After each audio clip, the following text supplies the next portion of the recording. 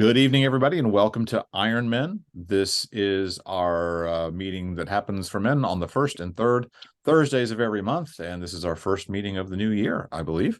And we are going to get started. My name is Tom, and I'm facilitating the group today. We discuss right now. We're discussing a book by Jamil Frazier called 12 Shifts, and we're on shift number 6 tonight, which is Fear is Rocket Fuel. If you are not up to speed and want to go back, all of these are available on the YouTube channel, which is probably where you found this. So just check that out, and we'll be glad to have you join us in person sometime. That schedule is posted on the Change for a Better Life wall, as well as on the Hottest Team. If you're a coach, you've got access to that as well. So let's start off with just introduction. We'll go around the circle, introduce ourselves, and how did you spend New Year's Eve? I'll go first. My name is Tom, and for New Year's Eve, we spent it with my wife's family in their condo in Kissimmee, and it didn't go anywhere because of the crowds. Didn't want to fight any of that, but they've got this beautiful veranda on the 5th floor, and we went out, and you can usually see Magic Kingdom and Epcot and all different parks and Old Town and all that. And right at midnight, all the fireworks on 180 degrees, as far as we could see, just all went off, and the sky was just lit up, and we were safe at home and didn't have to get on the road. It just kind of came to us. So that was our big New Year's plans. Very nice with family and kicking off a new year. We're excited. So that's me. Slimothy, you want to go next? Sure. Yeah. My name's Tim from Lakewood, New Jersey. We spent New Year's Eve, went out to dinner with our friends, Thom and Mary. And then we went over to their house for a while and watched some of the college football game. And then we went home and didn't watch the ball drop. We watched footballs till about 12 o'clock. So yeah, there was 2 great games. Yeah. And that game on Monday was heart-wrenching. Well, that happened, Yeah, it was rough. All right. Jim. Sorry. Yeah, Jim. Hi, I'm Jim from Quakertown, Pennsylvania. We spent the evening with our in-laws. They only live a mile from us, so we weren't far from home, but we spent the night there playing games with the grandkids, running the train set for my grandson, and we did watch the ball drop. Then about an hour and a half later, we came home. Very nice. And Alan, you want to wrap us up? Sure. I had the wonderfully boring New Year's Eve at home where we watched some streaming movies, and right about midnight I said, that's it, good night. And that was perfect because the neighbors had the fireworks going off, and the dogs just needed to have a little bit of attention so as not to freak out, because every time something goes boom, they go, what? Yeah. That's okay. Yeah. It's okay. It's not every week, every year that we're up. But we were this year. All right. I'm going to. And sorry for that word I used. I just heart-wrenching was not appropriate for what happened on Monday, but it was a scary thing. I apologize for that wording. No, yeah. Well, I mean, it was, it's accurate for sure. Seems the young man is doing better and making some progress, which is fantastic. Yeah. We're glad to hear that. Nick had actually I reference it in tonight's lesson, so it's kind of top of mind. So appreciate you bringing it up. All right, so today we are talking about Fear is Rocket Fuel. In this meeting, we have 4 basic tent poles, as they were, that we use. We have a story, we study the book, we're going to support with recipes, and then we turn off the cameras and share anything that might be on our hearts to share. A few meeting principles: we limit crosstalk, meaning trying to talk when another person is talking, just because that's really hard to do on Zoom. Remain muted unless you're sharing. This just helps cut down background noise. We're going to avoid divisive issues like politics, religion, and that kind of stuff. And then we just share from our experience. Talking the we, not the I. We're here to sharpen, not fix each other. So what is this meeting? It is what it isn't. It is not a teaching. It is not a soapbox. I'm not teaching or preaching anything here. I'm just sharing what I've read on the text, and everybody is free to do the same thing. it is not a substitute for reading the text. We encourage you to buy and read this book because it's really amazing how we're starting to see it all come together. It is not a negative space. We want to try to keep as positive as we can here, realizing that everybody gets down and sometimes we need encouragement. That's okay too. And also, it is not a sales tool for Optavia. We're not trying to do that right now. We are always trying to spread our business by attraction, not promotion. So we're not doing any of that here. The discussion is group led. It is discussion based, interactive, welcoming, honest, and positive. Those are just some single words that try to use to describe this. There is our author, Jamil Frazier of the 12 Shifts, and prominent in the Optavia company as well. Great coach. All right, shift number 6, fear is rocket fuel. In the opening of this chapter, he talks about moments that kind of are isolated in time, moments of fear that you can tell that you can remember where you were, what you were wearing, what, the smells in the air when those things happen, because fear is such a big part of our lives sometimes, and it's overwhelming. Whether he uses 9/11, the assassination of a popular figure, or even as we were just talking about Monday night. I mean, fear gripped that stadium and definitely gripped those players. Players were crying. They were praying. They were sick, visibly sick to their stomachs with fear, as that really became realized that this could happen to any of us at any minute. And the whole nation kind of watched that in fear for that young man and for what we'd seen. So what are some examples, if you want to share? I'd like to go around and see if you guys can share a moment that you were grabbed by fear and you can really remember that time. And I'll go first while you guys are thinking, because I've had the benefit of being able to be prepared for this.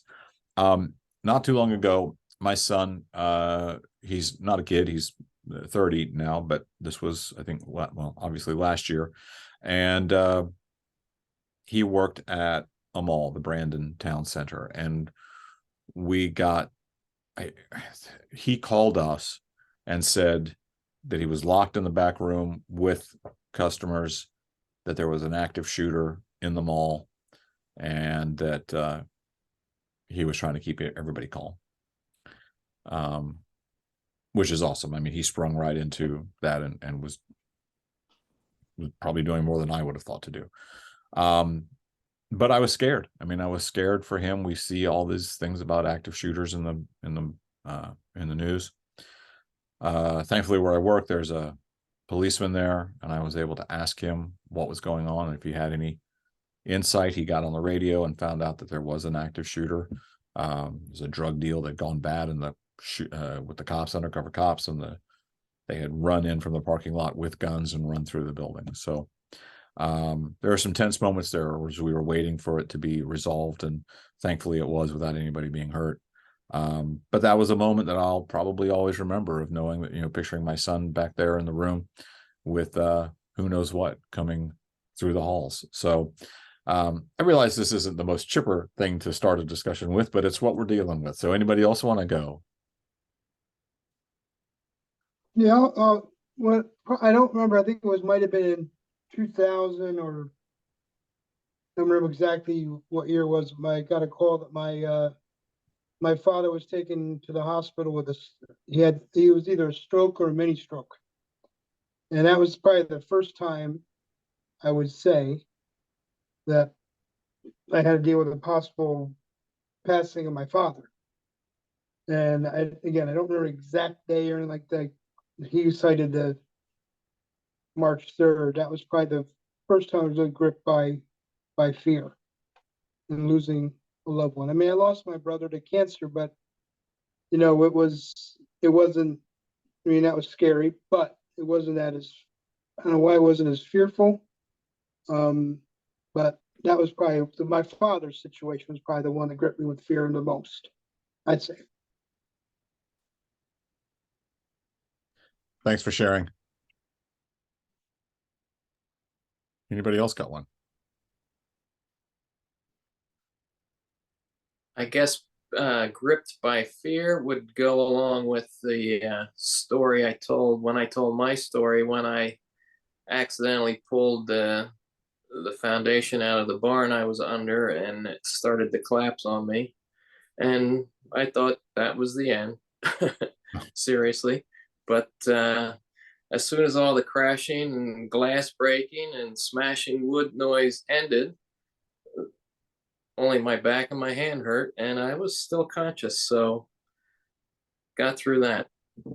The only other, I wouldn't say I was gripped by fear, but I do, as all of us do, probably remember where we were on 9/11 when the towers were hit.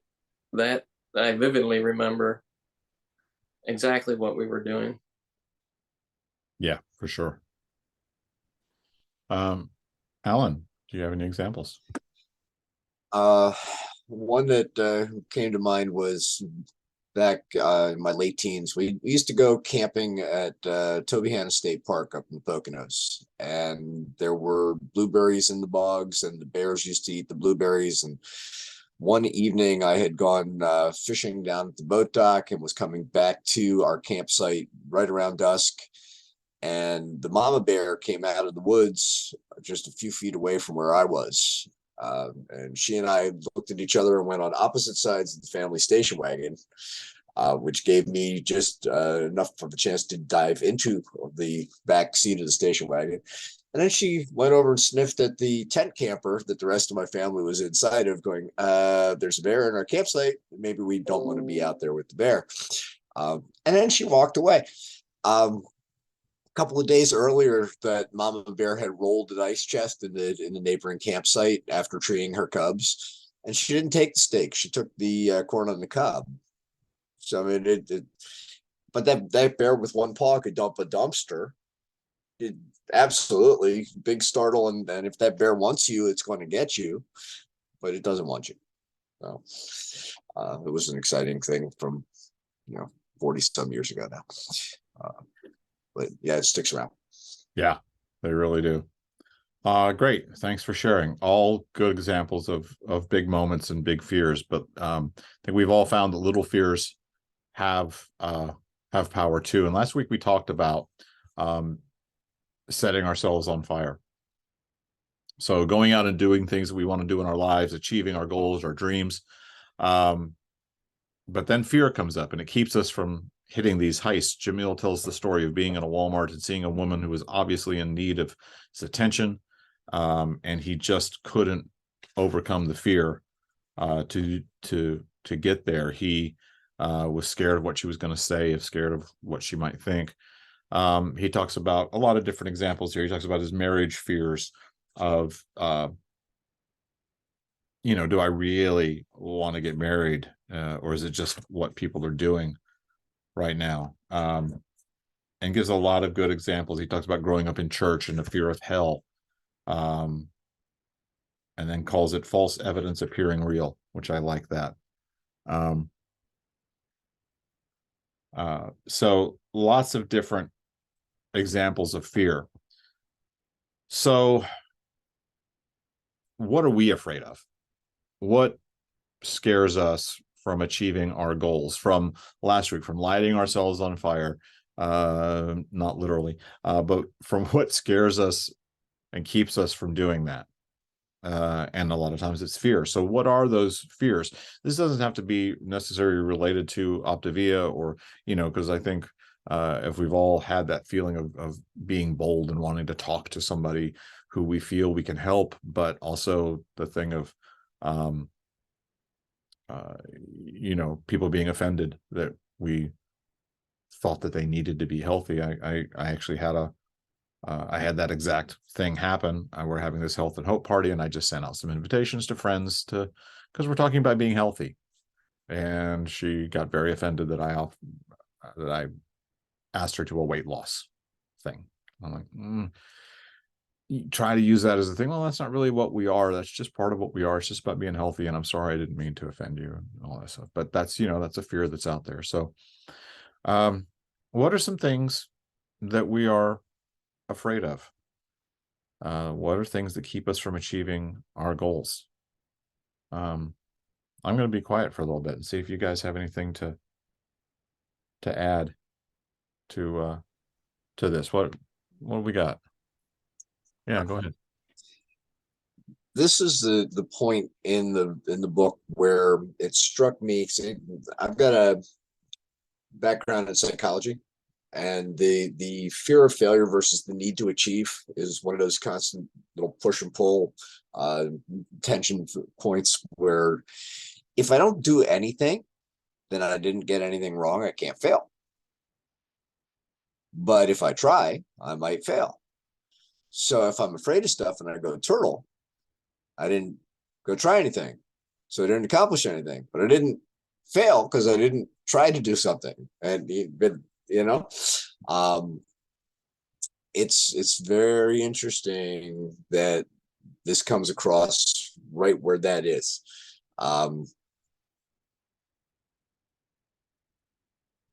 I can stand up on a stage and do public speaking and not have an issue with that when it's one of the biggest fears that other people have, because I've practiced it.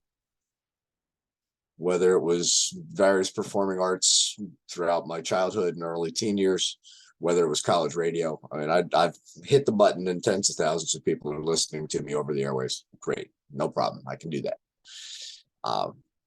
But to have that conversation at the Walmart is definitely what are you going to open as far as what they think you're trying to talk about?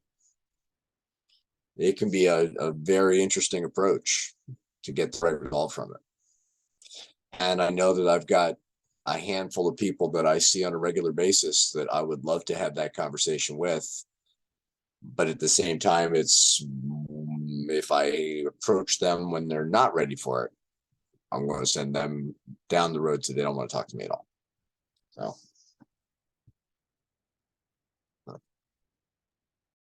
Yeah, awesome. Anybody else? What scares you?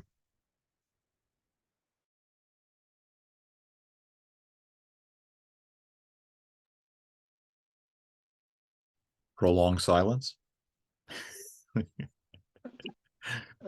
As an ex-DJ myself, dead air is always was always scary. But sometimes I think I have a fear of rejection. Sure. And here's why. I think where it comes from is, being the fat kid at school, I wasn't the only fat kid, but if I wanted to say ask a girl out, fear of her rejecting me and laughing me to my face. That was a big fear I had. And when I started dating Joy, I wasn't sure how that was going to go, but I got a winner. But that's probably something is just fear of rejection. I think is a big one Sure. for me. Sure. Awesome. Jim, anything coming to mind for you? I would just say the same type of fear that Jamil describes there. This person needs you, you have something that can help, but being afraid of what they're going to say to you. And like Timothy said there, rejection or outright these days people being angry at you instantly for Right. saying anything. Yeah. For me, if I can step outside of the Optavia and the thoughts of that kind of rejection, but I genuinely sometimes generally feel that I'm just going to be I'm going to be bad at it, or I'm going to be wrong by taking a step or making a chance or doing something that people don't like. People aren't going to like me. People aren't going to like what I write. That I'm going to be stupid. My father used that word a lot, and it brings up a lot in me. If somebody calls me stupid, it's not a good not a good place to go with me. I tend to get very defensive, very angry, very quickly because it stirs up a lot. I remember driving down the road with my father. He was driving. I was in the chair. I was 18 years old. And he told me I was a failure at 18. And that was hard. And I'll never forget that. And I think it's a fear of failing, fear of going back to that moment and feeling that again. So yeah, fear, it gets in our way. There is a story. I'm gonna go back to screen share here. I know Jamil talks about the obstacle is the way. He references that a couple of times, and that's a book written by Ryan Holiday. And if I got it for Christmas, so I can't wait to dive into it. But I also watched him. He does a lot of teaching on Stoicism online and podcasts, and he actually took him to the Cleveland Browns to speak. And forgive me if you've heard this or seen it, but I think it's important. I think it clicks in with this message because he goes and tells the Cleveland Browns, the players, he says, you can only control how you play. You can't control how your teammates play. You only control how you play. You can't control if your coach is a moron. You can't control if your coaches are bullies. You can only control how you play. You can't control if fans like you. You can't control if social media rejects you. You can only control how you play. You can't control how your teammates play. You can't control if they get injured. You can't control the weather. You can't control the media. You can only control how you play. And so many things that we're scared of are things we can't control. Maybe that's why they scare us. But things that we can't control over, if we are almost a waste of time, is kind of a harsh way to throw it out there. But what are we doing fearing things we can't control? If we focus on what we're doing, if we focus on how we play, this is what I'm trying to do in my own life. If I'm worried, if I'm wasting time being scared that people are going to think I'm dumb, or that I'm going to fail, then I'm taking time away from focusing on my own life and how I live. I can only control how I live. Can't control how others respond. I can't control how others live. I can only control how I live. If I focus on that, for me, I think that helps to remove a lot of fears. It helps to remove failure because I'm the only one judging whether I've succeeded or failed.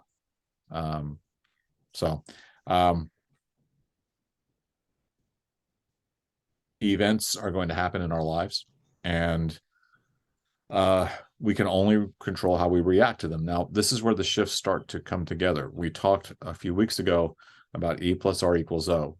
Event plus reaction equals outcome. So events happen. How we respond to them is going to greatly affect the outcome. And again, this shifts start coming together. I'm going to take a break from talking. Anybody got anything to share? Am I nuts here? Is it making sense?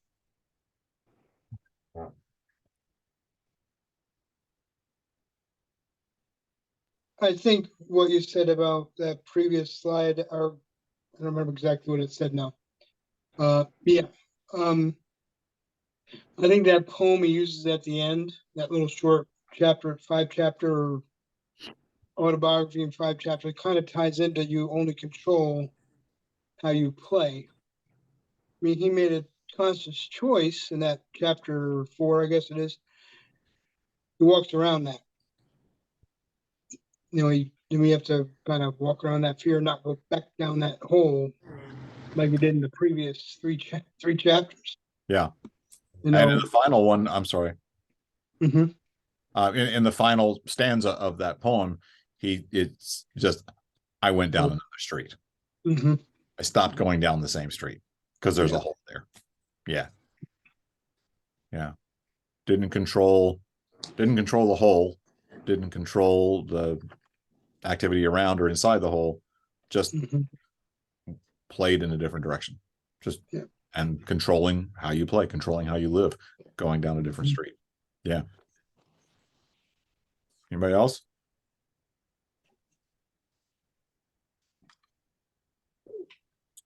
All right, so here's where we start tying in even more shifts. So another Stoic viewpoint, forgive me, but it's where I am right now. And I've talked about it before on this broadcast of Amor Fati, that we love fate. Things happen to us. They are neither good nor bad if we use them as fuel. A fire burns everything for fuel. So if things happen to us, things that may be considered bad or good, it's just fuel. It feeds our fire. And as we learned in the shift just a couple of weeks ago, growth equals pain. So if you're feeling pain, if it's uncomfortable, if it's painful, lean into that. That's where the change happens. You don't grow without it. Like the butterfly who couldn't get out of the cocoon because the monk helped it. It didn't have the strength to break out of the cocoon. It had to go through the arduous task of breaking down that cocoon to have enough strength to live. Going back to my son for a minute, where I think we did the biggest disservice as parents. We didn't mess up too badly, but one thing we did do is we didn't let him fail enough. We were overprotective. We helped him out. We bailed him out. We fixed things, and we should have just done a lot less. And new parents, they come to me and they say, "What, got any advice?" I was like, "Yes, let your children fail a lot." And I think we're all men of a certain age here. So if we have children, we probably have learned that, but it took me a while to learn that. So things happen to us. We use those things as rocket fuel because they may scare us, but that fear becomes rocket fuel. It gets us through the obstacles that are getting in our way and keeping us from our goals. One of the quotes that he calls out here is, "Everything you want is on the other side of fear." Again, the obstacle is the way. There's no way around it. There's no way over it or under it. You got to go through. And we do that by controlling how we play and using the fear. So to me, I think it's really cool how all of these shifts are now starting to come together. It's like a transformer. We've had all these little separate parts and they're all coming together to form the big mechanism at the end of the movie. So I wanted to read at the end of the book a couple of paragraphs. He says, "It has been said that the richest place on earth isn't the oil-rich soil of Saudi Arabia or the high-tech Mecca of Silicon Valley. Rather, it's the graveyard, because there you will find all of the books that were never written, the songs that were never sung, the inventions that were never shared, the cures that were never discovered, and all the other hopes and dreams of humankind that were never fulfilled. Our most powerful possessions are buried in the ground with us because we cannot let go of our fears. We are all too often too afraid to take the necessary steps, stick with difficult problems, work through discomforts, and experience real breakthroughs. But you have a superpower that you can tap into if you allow yourself to tap into it. Let fear be your rocket fuel." And then this ties in with another thing that I've been reading a lot, which is this one that sticks with me all the time, the concept of memento mori. You could leave this life tomorrow. Let that inform how you speak, act, and think. Now, this can, in some people, create a macabre sense of depression and, resignation, panic. But if you use this idea properly, it can fuel priority, urgency, and appreciation. Appreciate the time that we have left, and there's not a lot of it. There's no time to lose, no time to waste. Certainly no time to waste in the drama triangle.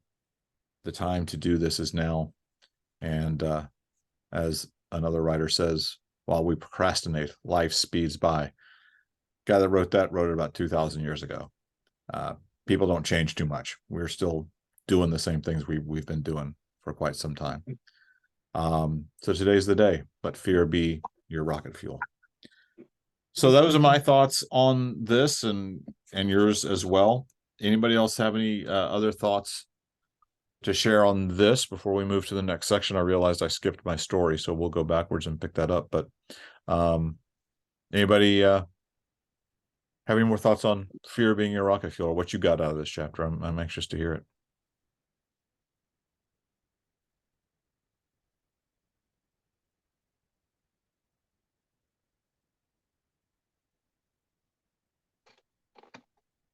I like that last, the richest place on earth. That really spoke to me too.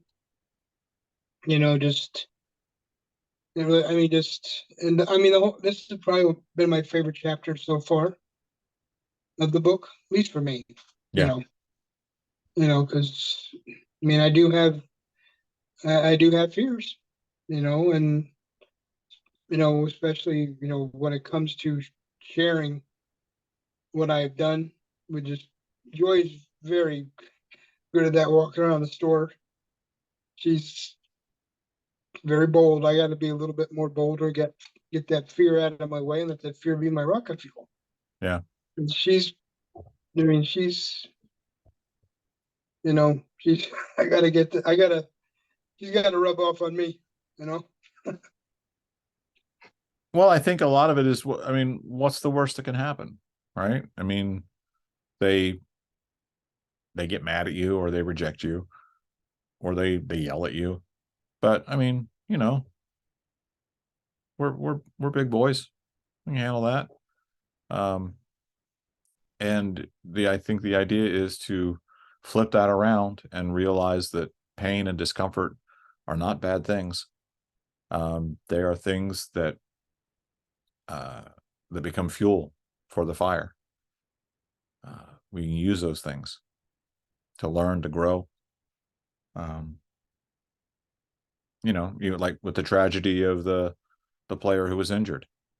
Things are going to change in the NFL. They're going to make sure that there's, I mean, the care he received on the sideline was pretty great, but I'm sure there'll be even more safety protocols that are put in, and that, things are going to improve there because of that scary moment.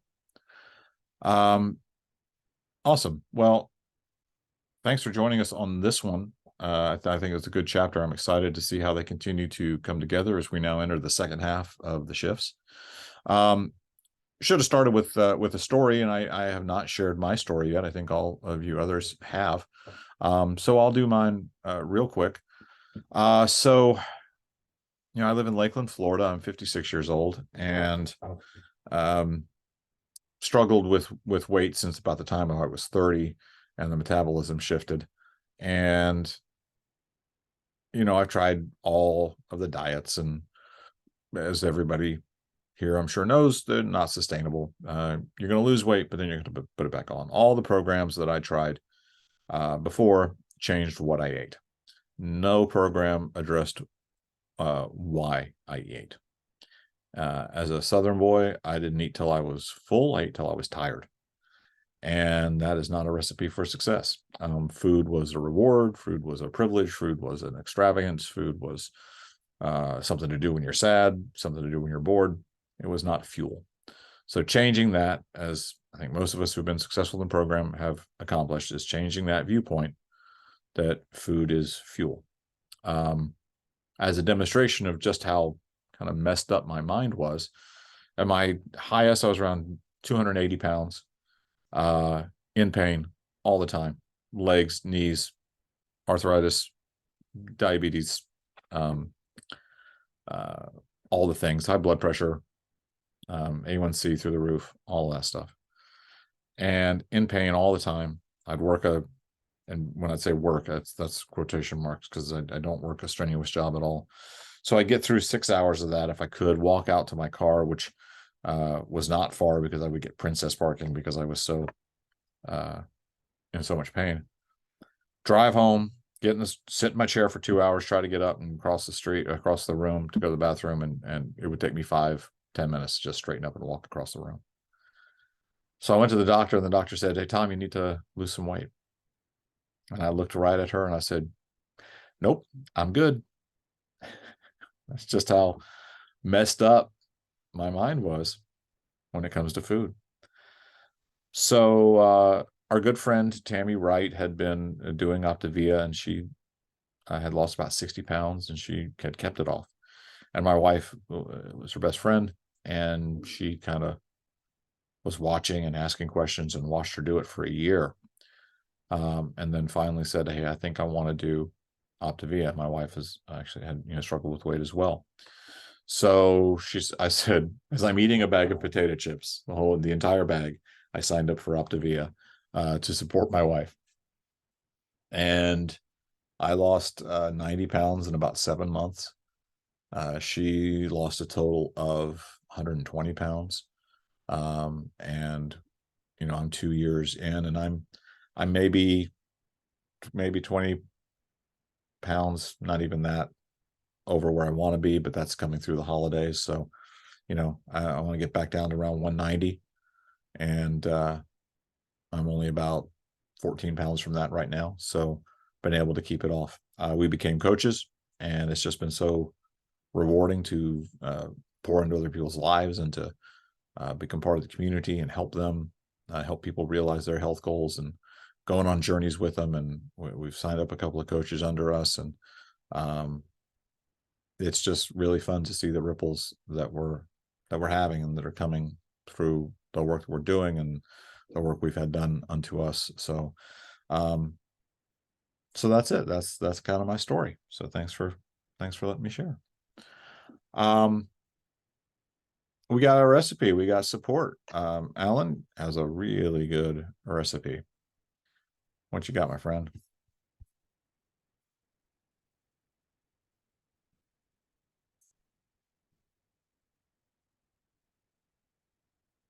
Alan, you got a recipe for us? Or you're muted. I'm just talking to myself. Oh, okay. I'm going to pop over here to screen share and see if I can find the thing that I was looking for. Maybe I can, maybe I can't. Oh, goodness gracious. There we are. So this is the picture. Is it? That's the picture of the cauliflower breadsticks from Sandy's kitchen. And if this works. We're not seeing the picture yet. We're just seeing your Not seeing anything. Files. You're seeing the files, like your Explorer. So it didn't do what I wanted it to do. Son of a gun. Well, these cauliflower breadsticks of which he speaks. Oh my goodness. Sandy's Kitchen Adventures is the website. Sandy is somebody that has been working with the Optavia organization, creating lean and green recipes for people to be able to eat a wide variety of things. The cauliflower breadsticks are essentially using a vegetarian recipe that uses cheese and egg as the protein sources, with a lot of cauliflower and a little bit of tomato sauce. It is a big meal. It is a satisfying meal. It is something that my mother and I have enjoyed as weight loss food, and something that you can just make into finger food and enjoy as a nice warm meal on a cold day.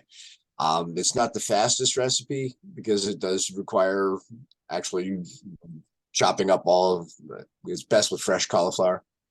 If you've got a food processor to run it through the grater, it works great. It's only about a half a head of cauliflower for a good 2 servings of it. So it's affordable. And shredded cheese, I have definitely made that something that has to come around every now and then. And it's a good complement to the spaghetti squash stuff that I shared last time. So you get the spaghetti squash one week, you get the cheesy cauliflower the next week, mix and match. Yeah, awesome. We'll get the link and we'll put it up with the video when we put this up for sure. So yeah, that's a good one. Thanks for reminding me of that. I want to go make that now. I did already email them to you, so you should have them. I just didn't get them into the screen share. Fantastic. That's good. All right. Well, I think we'll wrap up the recording for this one. But everybody stay on the line and we'll continue sharing. So thanks for joining us. We want to encourage you to come with us on the next one, which will be January 19th, Shift number 7, it's bigger than me. So this is just a natural outgrowth of what we've got. We're finding we have superpowers in shift 1, that we've had all this untapped potential. We're learning how to tap into that potential by doing our own push-ups. We're then getting into our realizing that growth is painful and discomforting. Then we're getting through that to lighting ourselves on fire and using that that fear that comes up naturally as fuel. So once we get all of those things going, those 6 shifts going, all of a sudden we start having a bigger impact on the world than we have been having by ourselves, because we've unlocked some things. We've had some shifts. So that's what shift number 7 is about. Join us on Thursday, January 19th, and we'll do it again. All right. Thanks for joining us, everybody. Have a great night. I'm going to stop the recording now, and we'll hopefully see you here next week or next meeting.